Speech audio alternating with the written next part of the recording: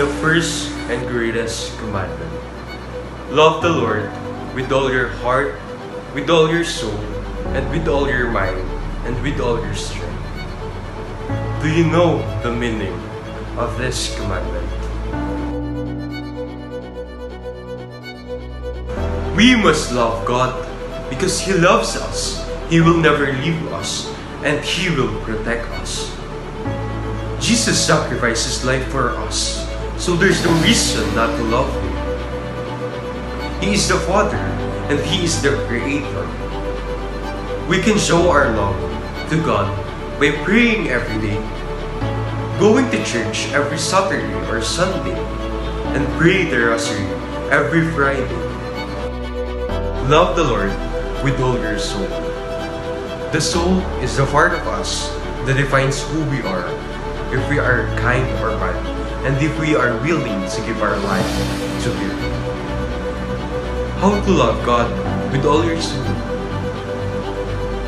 Be kind to others, control your emotions, and don't do any bad thing. Love the Lord with all your mind.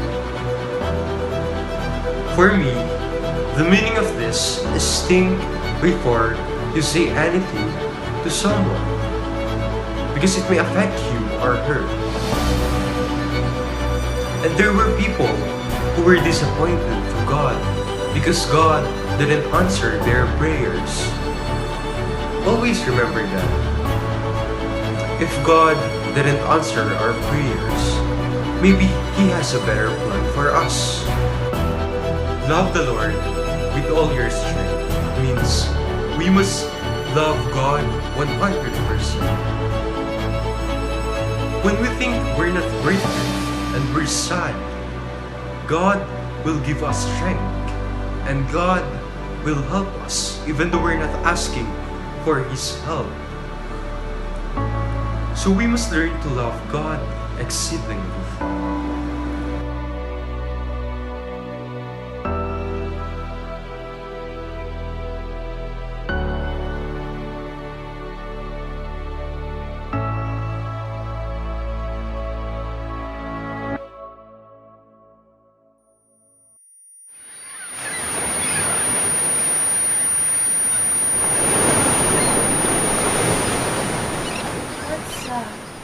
Do you prefer?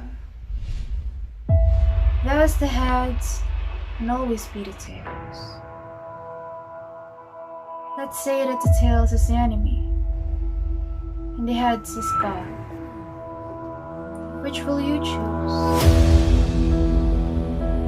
Of course, the heads, the God. But if I say to you that you should also consider the enemy, will you? And the president alerting Congress tonight the U.S. will respond with force if Iran retaliates for the drone strike that killed top Iranian commander Hassan. Mark chapter 12 verse 28 to 34. Love your neighbor as you love yourself. The second greatest commandment of Jesus.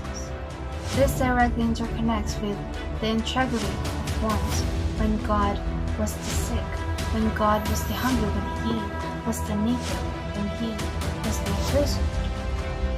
To love God is to love His creation. We are all made to love an image of God, and so are we to love our brothers and sisters. Loving your neighbor is to love oneself and to seek not only for the good of selves, but also for the good of others. Share your bread with the hungry, to bring the poor and the homeless to your home, to clothe the naked when you see them, and to not turn away. Your neighbor isn't somehow not only your friends, your family, and your foe. Your neighbors is also your enemy. Enemy? How is an enemy a neighbor? Whereas there is a battlefield in competency. From the Bible verse Matthew chapter 5 verse 44. But if I tell you, Love your enemy. Bless those who curse you. Do good to those who hate you, and pray for those who mistreat and persecute you. Loving your enemies is to find your heart and to put aside any wrongs, and to love them and to establish peace. We are not born to create hatred, thus we are born to give love, to spread love unto others, like how we are loved, or how we love God, and how God loved each one of us. You yourself, you should start to love others, so others may see you as an inspiration to do good unto others too. We are the ones who should start the major impact from the establishment of making peace and love to the world. If we really are to follow the grace of God, we followers should also love His people, His creations. If we are to pray in faithfulness, include your foes and your enemies as you pray.